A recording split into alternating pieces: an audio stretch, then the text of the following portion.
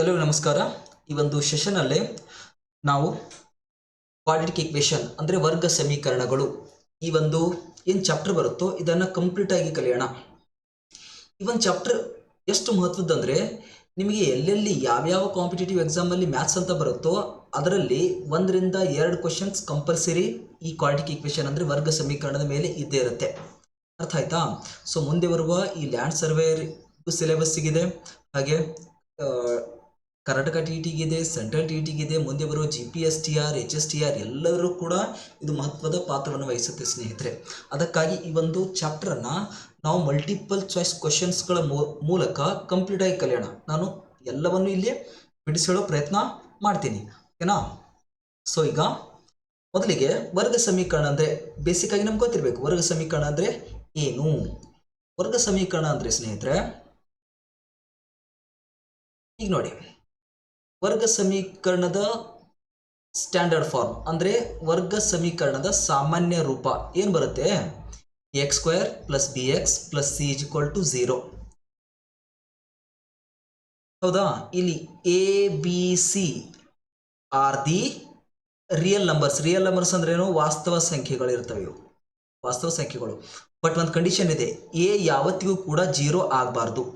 0 ಆದರೆ ಏನಾಗುತ್ತೆ? ಎ 0 ಆದರೆ ಈ ಒಂದು ಟರ್ಮ್ ಕೊಲಾಪ್ಸ್ ಆಗುತ್ತೆ, 0 ಆಗುತ್ತಲ್ವಾ?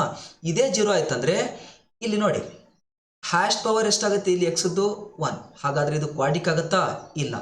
ಹಾಗಾದರೆ ಒಂದು ಕ್ವಾಡ್ರಾಟಿಕ್ ಇಕ್ವೇಷನ್ ಅನ್ಸ್ಕೋಬೇಕಾದ್ರೆ ಅದಕ್ಕೆ 2 ಪಾಯಿಂಟ್ಸ್ ತುಂಬ ಮಹತ್ವದ್ದು. ಏನು?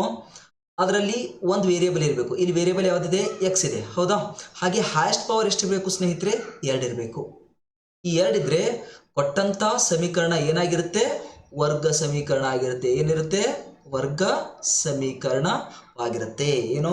ವರ್ಗ ಸಮೀಕರಣ ಆಗಬೇಕಾಗಿತ್ತಂದ್ರೆ ಕೊಟ್ಟಂತ ಸಮೀಕರಣದಲ್ಲಿ ಒಂದು ವೇರಿಯೇಬಲ್ ಇರಬೇಕು, ಆ ವೇರಿಯೇಬಲ್ದು ಹ್ಯಾಶ್ ಪವರ್ ಎಷ್ಟಿರಬೇಕು? 2 ಆಗಿರಬೇಕು. ಇಷ್ಟಾಗಿದ್ದರೆ ಕೊಟ್ಟಂತ ಸಮೀಕರಣ ವರ್ಗ ಸಮೀಕರಣ ಆಗತ್ತೆ. ಸೊ ನಾವೀಗ ಕ್ವಶನ್ಗಳ ಮುಖಾಂತರ ನಾವು ಬಿಡಿಸ್ತಾ ಸಾಗೋಣ. ಏನಿದೆ ನೋಡಿ, ಪ್ರತಿಯೊಂದನ್ನು ನಾನು ಡೀಟೇಲ್ ಆಗಿ ಹೇಳೋ ಪ್ರಯತ್ನ ಮಾಡ್ತಿದ್ದೀನಿ.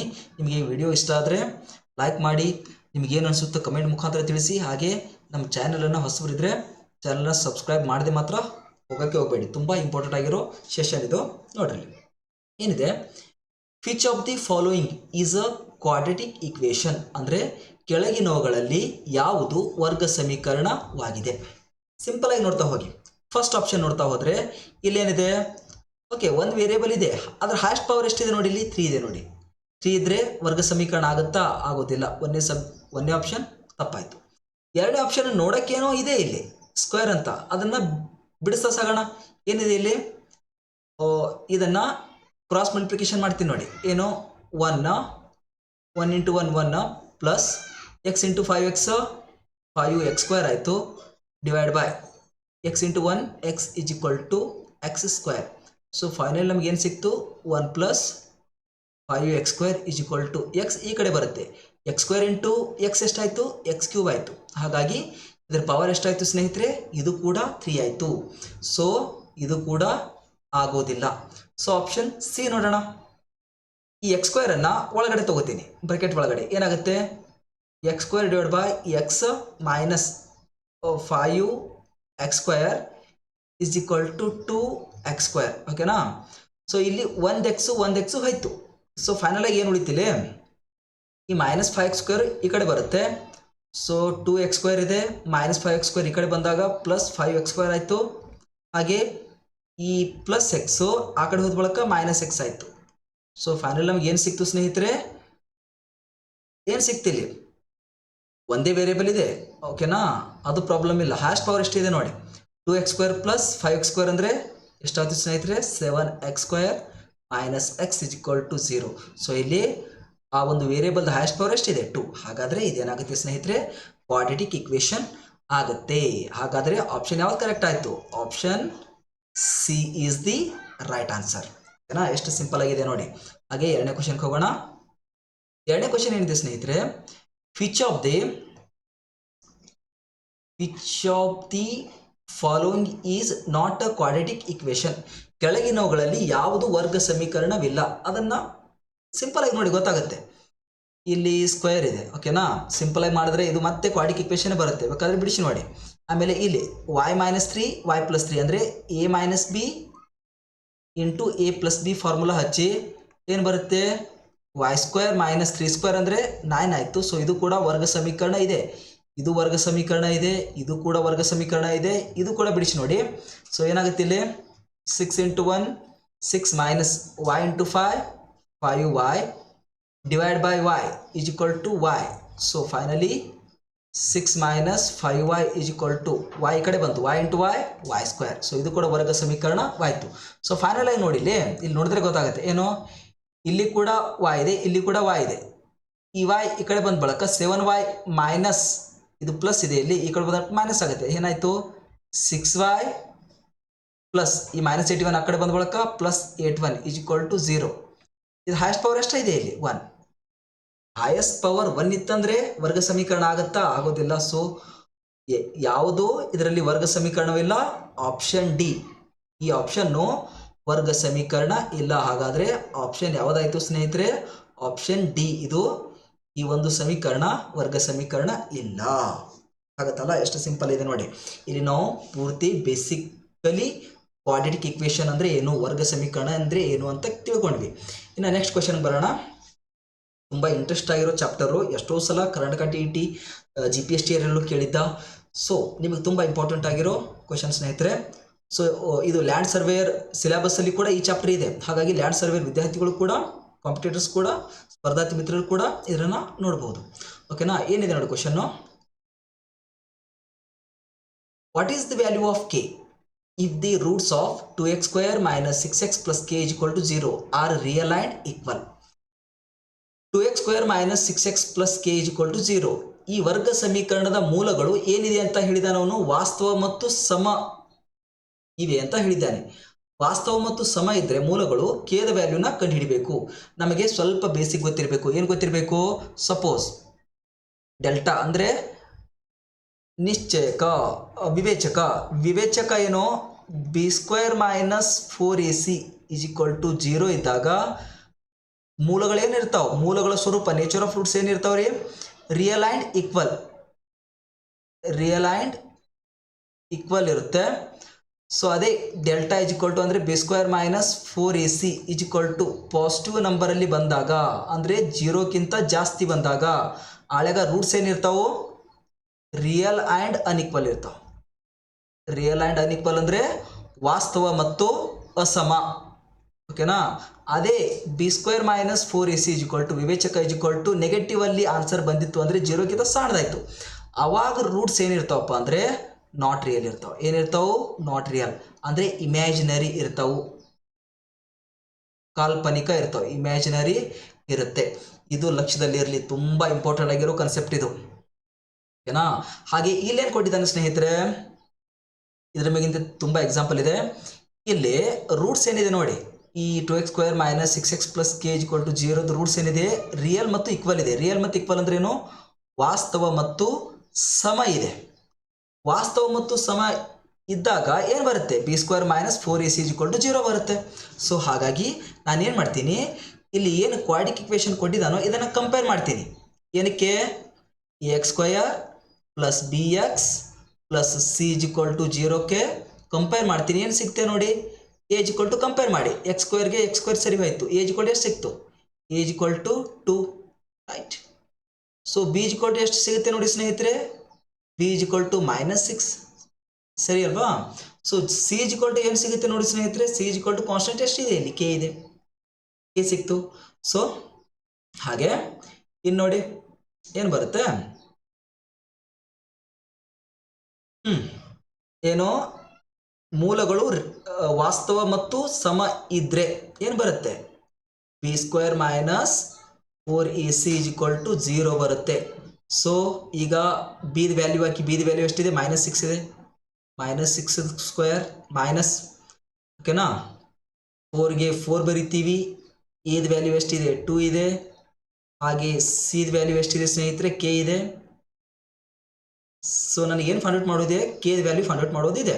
ಸೊ -6² ಅಂದರೆ 36 - 4 2 8 8 × k 8k ಆಯಿತು is equal to 0.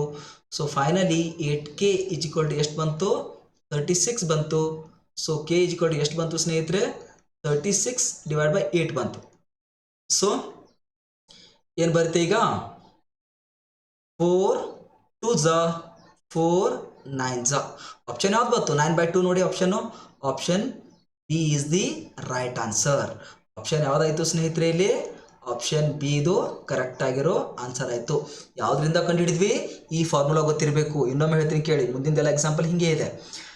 B square minus ಅಂದರೆ ವಿವೇಚಕ B square minus 4ac is equal to 0 ಇದ್ದಾಗ ಕೊಟ್ಟಂಥ ಮೂಲಗಳೇನಿರ್ತಾವೆ ರಿಯಲ್ ಮತ್ತು ಈಕ್ವಲ್ ಇರ್ತಾವೆ. ಅದೇ B square minus 4ac is equal to positive ನಂಬರಲ್ಲಿ ಬಂದಾಗ 0ಕ್ಕಿಂತ ಜಾಸ್ತಿ ಆಯಿತು. ಆವಾಗ ವಾಸ್ತವ ಮತ್ತು ಅಸಮ ಇರ್ತಾವೆ. ಏನು ಮೂಲಗಳು ಏನ್ರಿ ಮೂಲಗಳು. ಓಕೆನಾ.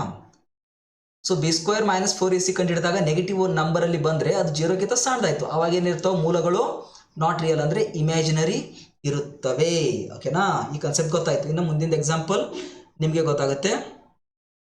ಸೊ ನೆಕ್ಸ್ಟ್ ಎಕ್ಸಾಂಪಲ್ ನೋಡಿ ಸ್ನೇಹಿತರೆ, 4ನೇ question. Which of the following is the value of the discriminant. Discriminant ಅಂದರೆ ವಿವೇಚಕ. ಇಲ್ಲಿ ಬರ್ದಿದ್ದೀನಿ ನೋಡಿ, ನಿಮಗೆ ಯಾವುದೂ ತೊಂದರೆ ಆಗಬಾರ್ದು ಅಂತ ಎಲ್ಲನೇ ರೆಡಿ ಮಾಡಿ ಇಟ್ಕೊಂಡಿದ್ದೀನಿ. ಸೊ ಡಿಸ್ಕ್ರಿಮಿನೆಂಟ್ ಅಂದ್ರೇನು ವಿವೇಚಕ. For 2x² plus 5 root 3x plus 6 is equal to 0 ಅಂದರೆ ಈ ಏನು ವರ್ಗ ಸಮೀಕರಣ ಕೊಟ್ಟಿದ್ದಾನೋ ಇದರ ವಿವೇಚಕ ಕೆಳಗಿನವುಗಳಲ್ಲಿ ಯಾವುದು ಅಂತ ಕೇಳಿದ್ದಾನೆ. ವಿವೇಚನ ಹೆಂಗೆ ಬಿಡಿಸ್ತೀವಿ ನಾವು? ಫಾರ್ಮುಲಾ ಏನಿದೆ formula b square minus 4ac is equal to ಇದು ವಿವೇಚಕ. ವಿವೇಚಕ ಅಂದ್ರೇನು ಡಿಸ್ಕ್ರಿಮಿನೆಂಟ್. ಡಿಸ್ಕ್ರಿಮಿನೆಂಟನ್ನು ನಾವು ಡೆಲ್ಟಾ ಇಂದ ಡಿನೋಟ್ ಮಾಡ್ತೀವಿ. ಅದಕ್ಕಿಂತ ಮುಂಚೆ ಏನು ಬರ್ಕೋಬೇಕು, ಕಂಪೇರ್ ಮಾಡಿ ಈ ಇಕ್ವೇಷನನ್ನು ಸ್ಟ್ಯಾಂಡರ್ಡ್ ಫಾರ್ಮ್ಗೆ ಕಂಪೇರ್ ಮಾಡಿ. ಎ ಈಕ್ವಲ್ ಟು ಎಷ್ಟು ಬಂತಿಲ್ಲಿ 2.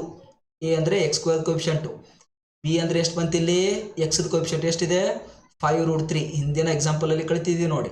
ಹಾಗೆ ಸಿದ ವ್ಯಾಲ್ಯೂ ಎಷ್ಟು ಬಂದಿದೆ ಇಲ್ಲಿ 6. ಸೊ 6 ಬರ್ಕೊಳ್ಳಿ. ಬಿ ಸ್ಕ್ವೇರ್ ಅಂದರೆ 5 root 3 bracket square.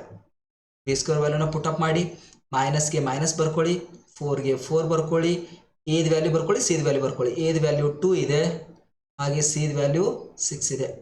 So simplify ಮಾಡಿ. 5 ಸ್ಕ್ವೇರ್ ಅಂದರೆ 25 ಆಯಿತು. ರೂಟ್ 3 ಸ್ಕ್ವೇರ್ ಅಂದರೆ 3 ಆಯಿತು.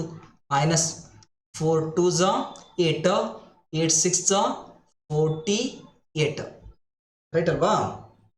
ಸೊ ಎಷ್ಟು ಬಂತು ಸ್ನೇಹಿತರೆ 25 3s 75 ಮೈನಸ್ 48 ಅಂದಾಗ ಆನ್ಸರ್ ಎಷ್ಟು ಬಂತು 27 ಬಂತು. ಇದೇ ಆಪ್ಷನಲ್ಲಿ 27 ಆಪ್ಷನ್ ಇದೆ ನೋಡಿ, ಒಂದೇ ಆಪ್ಷನ್ ಇದೆ 27. ಸೊ ಹಾಗಾಗಿ option number A is the right option. ಎಷ್ಟು ಸಿಂಪಲ್ ಆಗಿದೆಯಲ್ಲ ನೋಡಿ. ನಾನು ಪ್ರತಿಯೊಂದು ಹೇಳ್ತಾ ಇದ್ದೀನಿ, ವರ್ಗ ಸಮೀಕರಣದಲ್ಲಿ ಬರೋದಿದೆ, ಇದ್ರ ಬಿಟ್ಟು ಬೇರೆ ಯಾವ ಕ್ವಶನ್ಸ್ ಕೂಡ ಬರೋದಿಲ್ಲ. ಬೇಕಾದ ಎಕ್ಸಾಮ್ ಇರಲಿ. ಓಕೆನಾ. ಸೊ ನೆಕ್ಸ್ಟ್ ಹೋಗೋದಾದರೆ 6ನೇ ಕ್ವಶನ್ ಏನಿದೆ ನೋಡಿ. ಈ ನನ್ನ ಸೆಷನ್ನು ಕನ್ನಡ ಮತ್ತು ಇಂಗ್ಲಿಷ್ ಇಬ್ಬರಿಗೂ ಯೂಸ್ ಆಗುತ್ತೆ. Which of the following equations has root -2 and 7 ಅಂದರೆ ಕೆಳಗಿನ ಯಾವ ಇಕ್ವೇಷನ್ದು ಮೂಲಗಳು, ರೂಟ್ಸ್ ಅಂದರೆ ಮೂಲಗಳು -2 ಮತ್ತು 7 ಬರುತ್ತೆ ಅಂತ ಕೇಳಿದ್ದಾನೆ. ಅರ್ಥ ಆಯ್ತಾ? ಈಗ ನಿಮ್ಮ ಲಕ್ಷ್ಯ ಇರಲಿ, ಸಿಂಪಲ್ ಆಗಿ ಹೇಳ್ತೀನಿ. x² plus 5x minus 14 is equal to 0 ಇದ್ದಾಗ ನಿಮಗೆ ಟ್ರಿಕ್ ಮುಖಾಂತರ ಹೇಳ್ತೀನಿ ಕೇಳಿ. ಸಪೋಸ್ ಏನಿದು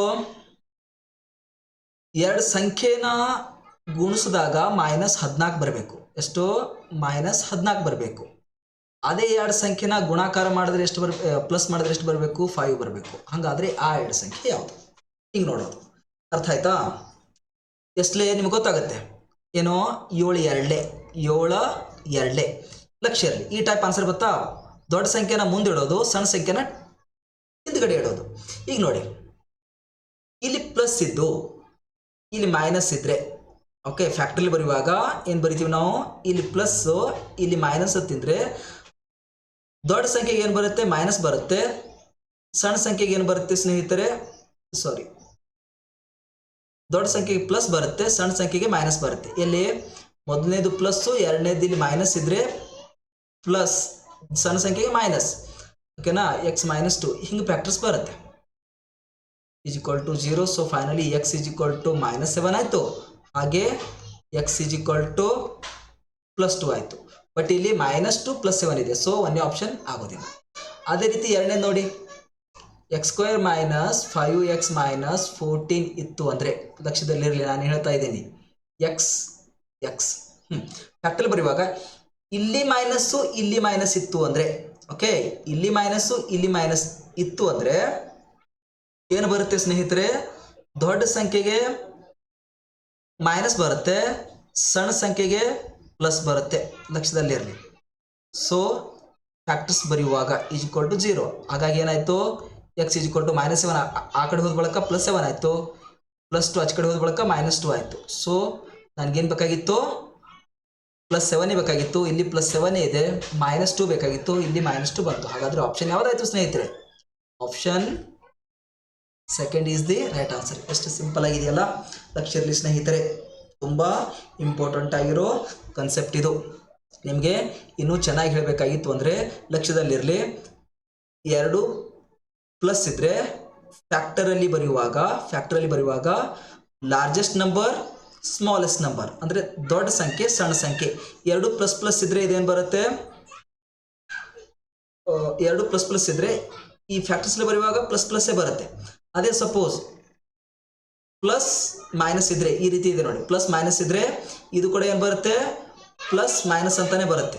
ಸಪೋಸ್ ಒಂದು ಮೈನಸ್ ಒಂದು ಪ್ಲಸ್ ಇತ್ತು ಅಂದರೆ, ಒಂದು ಮೈನಸ್ ಒಂದು ಪ್ಲಸ್ ಇತ್ತು ಅಂದರೆ ಎರಡು ಏನು ಬರ್ತವೆ, ಫ್ಯಾಕ್ಟರ್ಸ್ ಬರೋತ್ನಾಗ ಮೈನಸ್ಸೇ ಬರ್ತವೆ ಸ್ನೇಹಿತರೆ, ದೊಡ್ಡ ಸಂಖ್ಯೆಗೆ ಫ್ಯಾಕ್ಟ್ರಲ್ಲಿ ಬರೆಯುವಾಗ. ಅಂದರೆ ಈ ಬ್ರ್ಯಾಕೆಟಲ್ಲಿ ಬರೆಯುವಾಗ ಹೇಳ್ತೀನಿ ನಾನು, ರೂಟಲ್ಲಿ ಬರೆಯುವಾಗ ಅಲ್ಲ, ಬ್ರ್ಯಾಕೆಟಲ್ಲಿ ಬರೆಯುವಾಗ, ಓಕೆನಾ. ಹಾಗೆ 2 ಮೈನಸ್ ಇದ್ದರೆ ದೊಡ್ಡ ಸಂಖ್ಯೆ ಮೈನಸ್ ಬರುತ್ತೆ, ಸಣ್ಣ ಸಂಖ್ಯೆ ಪ್ಲಸ್ ಬರುತ್ತೆ. This is the tricks, very important trick for solving any quadratic equation by factorisation method.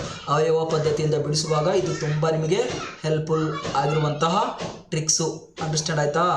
So ಇದನ್ನು ಯಾವುದೇ ಕಾರಣಕ್ಕೂ ಮರಿಬೇಡಿ, ನಿಮಗೆ ತುಂಬ ಹೆಲ್ಪ್ ಆಗುತ್ತೆ, ಓಕೆನಾ. ಫ್ಯಾಕ್ಟರ್ಸ್ ಬಂತ. ಇನ್ನು ರೂಟ್ಸ್ ಬರೆಯುವಾಗ ಅಂದರೆ ಮೂಲಗಳು ಬರೆಯುವಾಗ, ಮೂಲಗಳು ಅಂದರೆ ಲಾಸ್ಟ್ ಫೈನಲ್ ಇವು ಬರೆಯೋದಿತ್ತು ಅಂದರೆ ಇಲ್ಲೇನಿದೆ ಸ್ನೇಹಿತರೆ, ಪ್ಲಸ್ ಇದೆಯಲ್ಲ, ಇದು ಮೈನಸ್ ಬರುತ್ತೆ. ಇಲ್ಲಿ ಪ್ಲಸ್ ಮೈನಸ್ ಇದೆಯಾ, ಮೈನಸ್ ಪ್ಲಸ್ ಬರುತ್ತೆ, ಉಲ್ಟಾ ಬರುತ್ತೆ. ಇದು ಮೈನಸ್ ಇದೆಯಾ, ಪ್ಲಸ್ ಬರುತ್ತೆ. ಇದು ಪ್ಲಸ್ ಬಂದಿದೆಯಾ, ಪ್ಲಸ್ ಮೈನಸ್ ಬರುತ್ತೆ. ಇಷ್ಟೇ ಸ್ನೇಹಿತರೆ, ಸಿಂಪಲ್ ಆಗಿರೋ ಒಂದು ಕನ್ಸೆಪ್ಟು, ಓಕೆನಾ. ಸೊ ಮುಂದಿನ ಎಕ್ಸಾಂಪಲ್ಗೆ ಹೋಗೋಣ. ಸೊ 7ನೇ question, for which of the following equation is alpha plus beta equal to 5. ಅಂದರೆ ಈ ಆಲ್ಫಾ ಪ್ಲಸ್ ಬೀಟಾ ನೋಡ್ರಿ, ಎಷ್ಟು ಕನ್ಸೆಪ್ಟ್ ಇಲ್ಲಿ ಕವರ್ ಆಗಿದೆ ಅಂತ ನಿಮಗೆ ಗೊತ್ತಾಗುತ್ತೆ. ಇಲ್ಲಿ ಯಾವ ಒಂದು ಕೆಳಗಿನ ವರ್ಗ ಸಮೀಕರಣಕ್ಕೆ alpha plus beta equal to 5 ಬರುತ್ತೆ ಅಂತ ಕೇಳಿದ್ದಾನೆ. ನನಗೆ ಗೊತ್ತಿರಬೇಕಲ್ಕಿ alpha plus beta equal to ಒಂದು ಫಾರ್ಮುಲಾ ಇದೆ, ಅದೇನಪ್ಪ ಅಂತಂದರೆ -b/a ಅಂತ ಇದೆ. ಅರ್ಥ ಆಯ್ತಾ? ಹಾಗಾದರೆ ಇದರಲ್ಲಿ ABC ಬರ್ಕೋರಿ. ಏನು ಬಂತು, ಒಂದೇ ಇಕ್ವೇಷನ್ಗೆ ABC ಏನು ಬರುತ್ತೆ ನೋಡಿ, ABC ಏನು ಬರುತ್ತೆ ನೋಡಿ, ಏನು ಬರುತ್ತೆ ಇಲ್ಲಿ, A ಅಂದರೆ 2 ಬರುತ್ತೆ, A ಅಂದರೆ 2, B ಅಂದರೆ 10, C ಅಂದರೆ 25. ಕರೆಕ್ಟಾ? ಸೊ ಆಲ್ಫಾ ಪ್ಲಸ್ ಬೀಟಾ ಮಾಡಿ. ಈಗ ಏನು ಬರುತ್ತೆ ನೋಡಿ, alpha plus beta is equal to minus b ಏನಿದೆ ಇಲ್ಲಿ 10 ಇದೆ ನೋಡಿ, -10 A ಎಷ್ಟಿದೆ, 2 ಇದೆ. ಸೊ ಆನ್ಸರ್ ಎಷ್ಟು ಬಂತು ಇಲ್ಲಿ, -5 ಬಂತು. ಸೊ ಆಗುತ್ತಾ, ಆಗೋದಿಲ್ಲ, ನನಗೆ +5 ಬೇಕಲ್ಲ. ಸೊ ಎರಡನೇದು ಏನಿದೆ ನೋಡಿ, ಇಲ್ಲಿ x² ಕೋಎಫಿಷಿಯಂಟ್ 1 ಇದೆ, B ಏನಿದೆ -10 ಇದೆ, C ಏನಿದೆ 25 ಇದೆ. ಸೊ ಆಲ್ಫಾ ಪ್ಲಸ್ ಬೀಟಾ ಬರುತ್ತಾ ನೋಡಿ. ಸೊ B ಅಂದರೆ -10 ಡಿವೈಡ್ ಬೈ A ಅಂದರೆ ಎಷ್ಟಿದೆ, 1 ಇದೆ. ಸೊ +10 ಬಂತು, 5 ಬಂತಾ, ಇಲ್ಲ.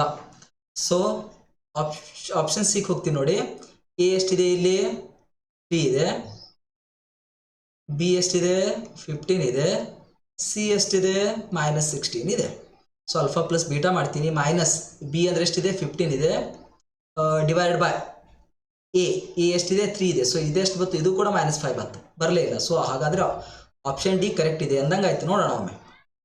A = 3 ಇದೆ, b is equal to -15, c is equal to 16. So finally alpha plus beta is equal to ಏನು ಬಂತು minus b -15 ಇದೆ divided by a 3 ಇದೆ. ಮೈನಸ್ ಮೈನಸ್ ಪ್ಲಸ್ ಆಯಿತು 3 5 ಎಷ್ಟಾಯಿತು alpha plus beta is equal to 5. ಯಾವ್ದಕ್ಕೆ ಬಂತು, ಯಾವ ಇಕ್ವೇಷನ್ ಬಂತು, ಆಪ್ಷನ್ ಡಿ ಬಂತಲ್ಲ.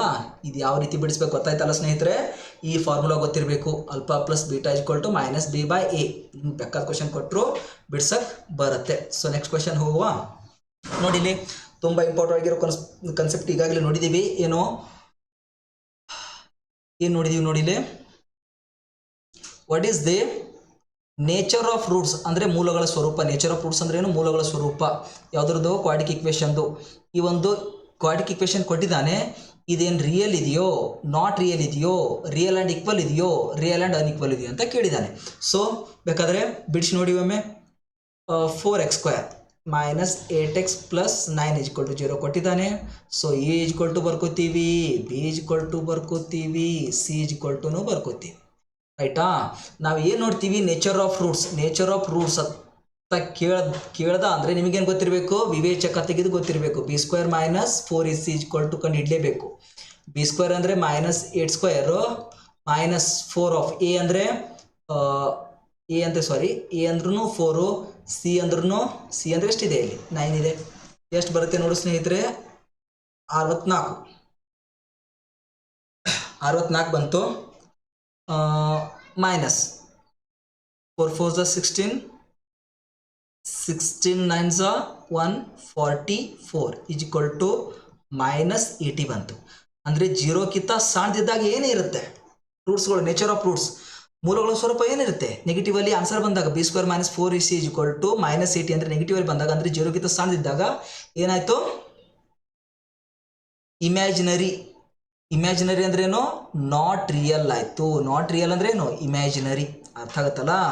0ಕ್ಕಿಂತ ಸಣ್ಣದಂದ್ರೆ ನೆಗೆಟಿವ್ ಅಲ್ಲಿ ಬಂದಾಗ ಇಮ್ಯಾಜಿನರಿ ಅಂತ ಕರಿತೀವಿ. ಇಮ್ಯಾಜಿನರಿ ಅಂದ್ರೇನು, ನಾಟ್ ರಿಯಲ್.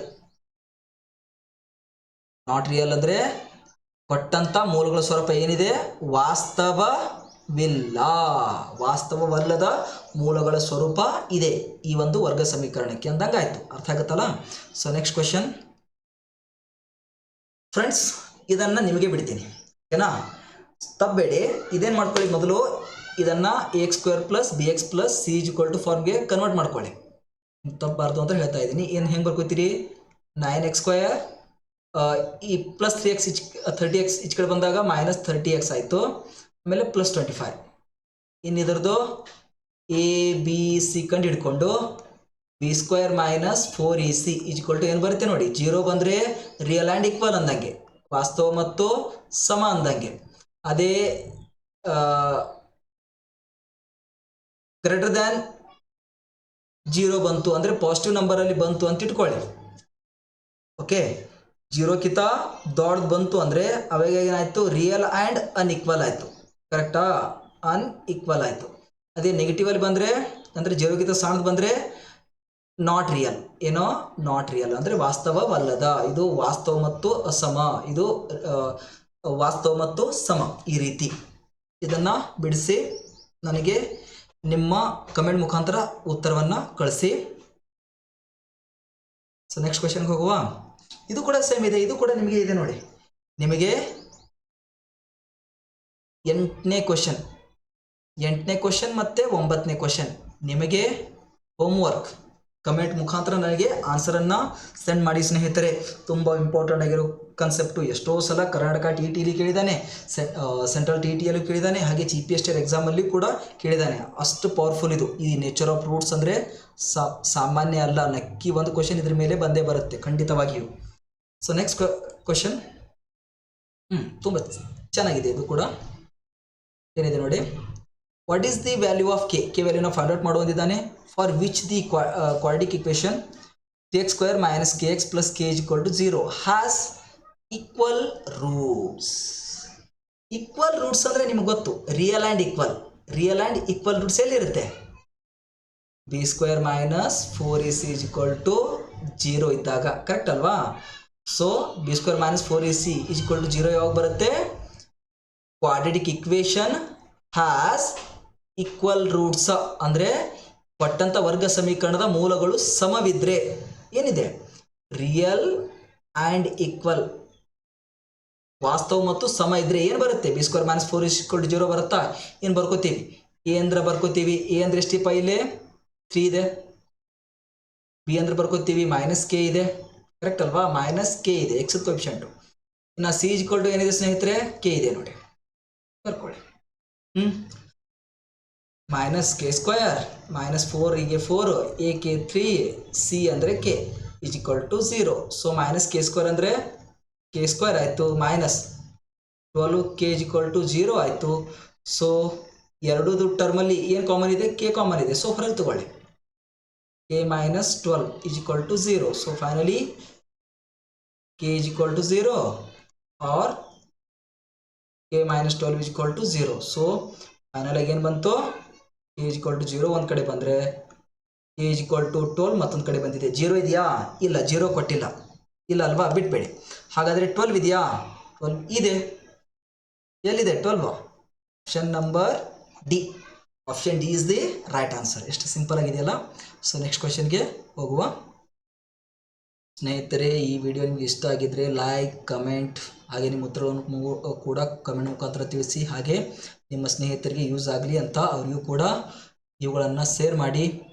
ನೀವು ಹೊಸಬರಾಗಿದ್ದರೆ ನಮ್ಮ ಚಾನಲ್ನ ಸಬ್ಸ್ಕ್ರೈಬ್ ಮಾಡದೆ ಮಾತ್ರ ಮುಂದೆ ಹೋಗಬೇಡಿ. ಮುಂದೆ ಬರೆಯೋ land surveyors, GPSTR, HSTR, Karnataka TET, central TET, ಯಾವುದೇ TET ಇಲ್ಲಾದರೂ ಕೂಡ ಈ ಒಂದು ಚಾಪ್ಟರ್ ಇಂಪಾರ್ಟೆಂಟ್ ರೋಲ್ ಪ್ಲೇ ಮಾಡುತ್ತೆ. So next, for which of the following equations is alpha plus beta is equal to L1? Alpha into beta is equal to 33. ಓಕೆನಾ? So ಈಗ ಸ್ವಲ್ಪ ನಿಮಗೆ ಗೊತ್ತಿರಬೇಕು, ಇದು ಸ್ವಲ್ಪ ಮತ್ತೆ ಹೊಸದಾಗಿರೋ ಪ್ರಾಬ್ಲಮಿಗೆ ನಾವು ತೆರ್ಕೋತೀವಿ. ಏನು? ಆಲ್ಫಾ ಮತ್ತು ಬೀಟಾ ಇವು ರೂಟ್ಸ್ ಅಂದರೆ ಮೂಲಗಳಾಗಿದ್ದರೆ ಆ ಒಂದು ಫಾರ್ಮುಲಾ ಕ್ರಿಯೇಟ್ ಆಗುತ್ತೆ. ಏನು? ಇದೇ ಫಾರ್ಮುಲಾ ಇಂಪಾರ್ಟೆಂಟ್ ನೋಡಿ, ನಿಮ್ಗೆ ಆರಾಮ್ಸರಿ ಬರೆಸ್ಬೋದು ಒಂದೇ ಲೈನಲ್ಲಿ. ಏನು? X square minus of alpha plus beta into X plus alpha into beta is equal to 0. ಈ ಫಾರ್ಮುಲಾ ಗೊತ್ತಿರಬೇಕು. ಇಷ್ಟು ಗೊತ್ತಿದ್ರೆ ಏನು ಒಂದೇ ಲೈನಲ್ಲಿ ಆನ್ಸರನ್ನು ತೆಗಿಬೋದು. ಎಕ್ಸ್ ಸ್ಕ್ವೇರ್ಗೆ ಎಕ್ಸ್ ಸ್ಕ್ವೇರ್ ಆಯಿತು, ಮೈನಸ್ ಆಲ್ಫಾ ಪ್ಲಸ್ ಬೀಟಾ ಎಷ್ಟು ಕೊಟ್ಟಿದ್ದಾನೆ ಸ್ನೇಹಿತರೆ? ಇಲ್ಲಿ alpha plus beta 11x plus alpha into beta ಎಷ್ಟು ಕೊಟ್ಟಿದ್ದಾನೆ ಸ್ನೇಹಿತರೆ? ಇಲ್ಲಿ alpha into beta is equal to 33 ಕೊಟ್ಟಿದ್ದಾನೆ ನೋಡಿ. ಎಷ್ಟು? 33 ಇಸ್ ಈಕ್ವಲ್ ಟು 0. ಆಪ್ಷನಲ್ಲಿ ಇನ್ನು ಆನ್ಸರ್ ಹುಡುಕ್ತಾ ಹೋಗೋದು ಅಷ್ಟೇ. ಯಾವುದು? ಆಪ್ಷನ್ ಎ ಕರೆಕ್ಟ್ ಇದೆ ನೋಡಿ, X square minus 11x plus 33. Okay, so option A is the right answer. ನೋಡಂಗೆ ಇಲ್ಲ, ಮೊದಲ ಆಪ್ಷನ್ನು ಆರಾಮ್ಸರಿ ಬಿಡಿಸೋದು, ಆಮೇಲೆ ಆದ ಬಳಿಕ ನೋಡೋದು. ಅಷ್ಟೇ ಸಿಂಪಲ್ ಆಗಿರೋ ಕಾನ್ಸೆಪ್ಟ್. ಇಲ್ಲಿ ಮೇನ್ ಆಗಿ ಏನು ಗೊತ್ತಿರಬೇಕು? ಈ ಫಾರ್ಮುಲಾ ಗೊತ್ತಿರಬೇಕು ಸ್ನೇಹಿತರೆ. ತುಂಬ ಇಂಪಾರ್ಟೆಂಟ್ ರೋಲ್ ಪ್ಲೇ ಮಾಡುತ್ತೆ ಈ ಫಾರ್ಮುಲಾ. ಓಕೆನಾ? ಸೊ ನೆಕ್ಸ್ಟ್, ಓಕೆ, ಇದು ನಿಮಗೆ ಫ್ಯಾಮಿಲಿಯರ್ ಒಂದು ಎಕ್ಸಾಂಪಲ್ ಇದೆ ಅನಿಸುತ್ತೆ, ನೋಡೋಣ. What is the value of K if one root of the quadratic equation is 3? ಅಂದ್ರೆ ಏನು ಕೊಟ್ಟಿದ್ದಾನೆ ಇಲ್ಲಿ? ಒಂದು ಕ್ವಾಡ್ರಿಕ್ ಇಕ್ವೇಷನ್ ಕೊಟ್ಟಿದ್ದಾನೆ. ಓಕೆ, ನಮಗೆ ಒಂದು ವರ್ಗ ಸಮೀಕರಣ ಕೊಟ್ಟಿದ್ದಾನೆ, ಇದರ ಒಂದು ಮೂಲವನ್ನು ಕೊಟ್ಟಿದ್ದಾನೆ 3 ಅಂತ. ಹಾಗಿದ್ರೆ ಕೇದ ವ್ಯಾಲ್ಯೂವನ್ನು ಫೈಂಡ್ ಔಟ್ ಮಾಡೋದಿದ್ದಾನೆ. ಎಷ್ಟು ಸಿಂಪಲ್ ಇದೆ ನೋಡಿ. ಮೊದಲಿಗೆ ಕೊಟ್ಟಿರುವಂಥ ವರ್ಗ ಸಮೀಕರಣನ ಬರ್ಕೊಳ್ಳೋದು.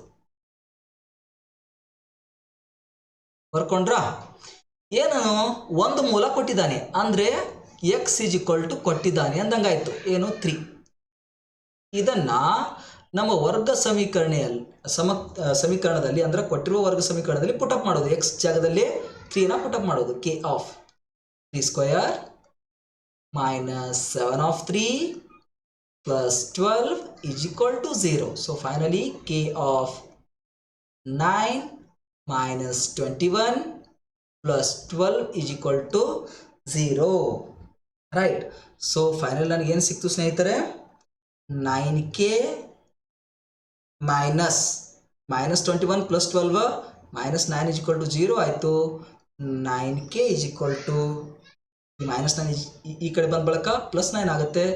So 9 1 so K is equal to ಎಷ್ಟು ಬಂತು ಸ್ನೇಹಿತರೆ? 1 ಬಂತು. ಎಷ್ಟು ಸಿಂಪಲ್ ಆಗಿದೆ ನೋಡಿ ಸ್ನೇಹಿತರೆ. ಎಷ್ಟೋ ಸಲ ಕೇಳಿದಾನೆ ಇದು. ಯಾಕಂದರೆ ತೆಗೆದು ನೋಡಿ ಪ್ರೀವಿಯಸ್ ಇಯರ್ ಕ್ವಶನ್ಸ್ ಪೇಪರ್ಸು. ಕ್ವಾಡ್ರಿಕ್ ಇಕ್ವೇಷನಲ್ಲಿ ಇಂಥ ಒಂದು ಕ್ವಶನ್ಸ್ 2-3 ಬಾರಿ ಕೇಳಿದಾನೆ ನೋಡಿ. ನಾನೀಗ ಏನು ಹೇಳ್ತೆ ಅದನ್ನು ಇದ್ರ ಬಿಟ್ಟು ಬೇರೆ ಯಾವುದು ಬರಂಗೇ ಇಲ್ಲ ನಿಮಗೆ ಕರ್ನಾಟಕ ಟಿ ಟಿಯಲ್ಲಿ ಅಥವಾ ಸೆಂಟ್ರಲ್ ಟಿ ಟಿಯಲ್ಲಿ. ಕ್ವಾಡ್ರಿಕ್ ಇಕ್ವೇಷನ್ ಅಂತ ಬಂದಾಗ ಈ ಒಂದು 15 ಎಕ್ಸಾಂಪಲಲ್ಲಿ ಒಂದು ಎಕ್ಸಾಂಪಲ್ ಅಂತ ನಕ್ಕಿ ಇರುತ್ತೆ, ಅಂದರೆ ಅದೇ ಟೈಪದ್ದು. ಇದ್ರ ಬಿಟ್ಟು ಬೇರೆ ಯಾವುದು ನಾನು ಉಳಿಸೇ ಇಲ್ಲ ನಿಮಗೆ. ಸೊ ನೆಕ್ಸ್ಟ್ ಕೂಡ ಸೇಮ್ ಇದೆ, ಹೋಮ್ವರ್ಕ್ ಮಾಡ್ಬೋದು ನೀವು. If one of the roots of quadratic equation is quadratic equation ಕೊಟ್ಟಿದ್ದಾನೆ, ಅದರಲ್ಲಿ ಒಂದು ರೂಟ್ ಕೊಟ್ಟಿದ್ದಾನೆ ನೋಡಿ, ಅಂದರೆ x = -2 ತಗೋಬೋದು ನೀವೀಗ. ಹಾಗಿದ್ರೆ what is the value of k? 13ನೇ ಕ್ವಶನ್ ಕೂಡ ನೀವೇನು ಮಾಡಿ ಹೋಮ್ವರ್ಕ್ ಮಾಡಿ ಕಮೆಂಟ್ ಮುಖಾಂತರ ಆನ್ಸರನ್ನು ನನಗೆ ಸೆಂಡ್ ಮಾಡಿ ಸ್ನೇಹಿತರೆ. ಗೊತ್ತಾಯ್ತಾ? ಮೊದಲಿಗೆ ಏನು ಮಾಡ್ಕೊಳ್ಳೋದು, ಕೊಟ್ಟಂಥ ವರ್ಗ ಸಮೀಕರಣವನ್ನು ಬರ್ಕೊಳ್ಳೋದು, ಆಮೇಲೆ ಎಕ್ಸ್ ಎಲ್ಲಿ ಕಾಣಿಸುತ್ತೋ ಅಲ್ಲಿ -2ನ ಪುಟಪ್ ಮಾಡೋದು, ಆಮೇಲೆ ಸಿಂಪಲ್ ಆಗಿ k ವ್ಯಾಲ್ಯೂನ ಫೈಂಡ್ ಔಟ್ ಮಾಡಿ ಆಪ್ಷನ್ ಯಾವುದು ಬರುತ್ತೆ ಅಂತ ನನಗೆ ಕಮೆಂಟ್ ಮುಖಾಂತರ ತಿಳಿಸಿ. ಓಕೆನಾ? ನೆಕ್ಸ್ಟ್ ಇದು ಕೂಡ ಸಿಂಪಲ್ ಇದೆ, ತುಂಬ ಬೇಸಿಕ್ಕು, ಇಲ್ಲೇನು ಬಿಡಿಸೋದೇನೂ ಇಲ್ಲ. ನೋಡಿ ಇಲ್ಲಿ, if for ಕ್ವಾಡ್ರಿಕ್ equation b² - 4ac = 0, ಅಂದರೆ b² - 4ac = 0 ಇದ್ದಾಗ which of the following is true? ಕೆಳಗಿನ ಯಾವುದು ಸರಿ ಅಂತ ಕೇಳಿದ್ದಾನೆ. ವರ್ಗ ಸಮೀಕರಣ b² - 4ac ಇದ್ದರೆ, ಅಂದರೆ ವಿವೇಚಕ b² - 4ac = 0 ಇದ್ದಾಗ ಕೆಳಗಿನವುಗಳಲ್ಲಿ ಯಾವುದು ಸರಿಯಾದ ಆಪ್ಷನ್ ಅಂತ ಕೇಳಿದ್ದಾನೆ. ನಿಮಗೆಲ್ಲ ಗೊತ್ತೇ ಇದೆ ಏನು, b² - 4ac ಇದ್ದಾಗ ರೂಟ್ಸ್ ಏನಿರುತ್ತೆ, nature of roots real and equal ಇರುತ್ತೆ, ಅಂದರೆ ವಾಸ್ತವ ಮತ್ತು ಸಮ. ಎಲ್ಲಿದೆ ನೋಡಿ, ರಿಯಲ್ ಮತ್ತು ಈಕ್ವಲ್. ರಿಯಲ್ ಆ್ಯಂಡ್ ಅನ್ಈಕ್ವಲ್ ಇದು ಆಗಂಗಿಲ್ಲ, ನಾಟ್ ರಿಯಲ್ ಇದು ಕೂಡ ಆಗಂಗಿಲ್ಲ, real and equal. Option 3 is a right answer. Simple ಇದೆ ನೋಡಿ. ಸೊ ಲಾಸ್ಟ್ ಕ್ವಶನ್ನ ನೋಡೋಣ. What are the roots of ಅವಯವ ಪದ್ಧತಿಯಿಂದ ಬಿಡಿಸೋಣ ಇದು. What are the roots of quadratic equation 2x² + 6 = -7x? ಅಂದರೆ ವರ್ಗ ಸಮೀಕರಣ 2x² + 6 = -7x ದ ಮೂಲಗಳು ಯಾವುವು ಅಂತ ತಿಳಿದಾನೆ, ಅಂದರೆ ರೂಟ್ಸನ್ನು ಫೈಂಡ್ ಔಟ್ ಮಾಡೋದಿದೆ. ಎಷ್ಟು ಚೆನ್ನಾಗಿದೆ ನೋಡಿ ಸ್ನೇಹಿತರೆ, 2x², ಓಕೆನಾ, -7x ಈ ಕಡೆ ಬಂದಾಗ +7x, ಓಕೆನಾ. ಸೊ +6 = 0, +6 = 0 ಅಂದಂಗೆ ಆಯಿತು. ಯಾವ ರೀತಿ ಬಿಡಿಸೋದು ನೋಡಿ, ಯಾವ ರೀತಿ ಬಿಡಿಸ್ತೀವಿ ಅಂದರೆ ಗುಣಾಕಾರ ಮಾಡಿದಾಗ ಟೋಲು ಬರಬೇಕು, ಪ್ಲಸ್ ಮಾಡಿದಾಗ ಅದೇ 2 ಸಂಖ್ಯೆನ ಪ್ಲಸ್ ಮಾಡಿದಾಗ ಎಷ್ಟು ಬರಬೇಕು, 7 ಬರಬೇಕು. ಹಾಗಾದರೆ ಆ 2 ಸಂಖ್ಯೆ ಯಾವುದು ಸ್ನೇಹಿತರೆ? 4 ಮತ್ತು 3 ಅಂತ ಗೊತ್ತಾಗುತ್ತೆ. 4 ಮತ್ತು 3 ಕರೆಕ್ಟ್ ಅಲ್ವಾ? ಅದೇ ಫ್ಯಾಕ್ಟರ್ಸಲ್ಲಿ ಬರೆಯುವಾಗ ನೋಡಿರಿ, 4 3 7, 4 × 3 12, ಓಕೆನಾ. ಸೊ ನಿಮ್ಗೆ ಇವಾಗಲೇ ಹೇಳಿದ್ದೀನಿ ನಾನು ಹಿಂದಿನ ಒಂದು ಸೆಷನಲ್ಲಿ ಏನಂತ ಹೇಳಿದ್ದೀನಿ, ತುಂಬ ತ್ರಾಸ ಪಡೋದಿಲ್ಲ. ಇಲ್ಲೇನಿದೆ ನೋಡಿ, ಇಲ್ಲಿ ನಾನು ಏನು ಹೇಳ್ತಾ ಇದ್ದೀನೋ ಅದನ್ನೇ ಸ್ವಲ್ಪ ಲಕ್ಷ್ಯ ಕೊಟ್ಟು ನೋಡಿ ಸ್ನೇಹಿತರೆ.